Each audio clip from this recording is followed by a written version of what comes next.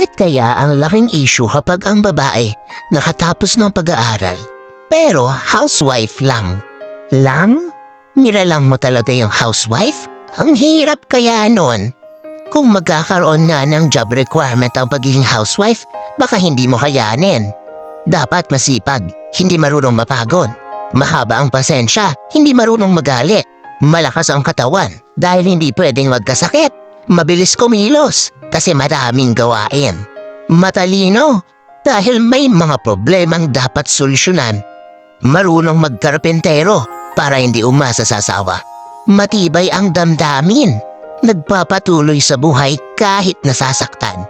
Malakas ang loob, kayang kaharapin ang anumang uri ng pagsubok. Maunawain, mapagbigay, matulungin, mapaggalina, mapagmahal, magaling mag-budget. Aba kung iisa-isahin natin ang lahat ng dapat taglayin ng isang babaeng asawa, hindi tayo matatapos sa reels na to. Dakilang bagay ang pagiging may bahay, hindi dapat maliitin.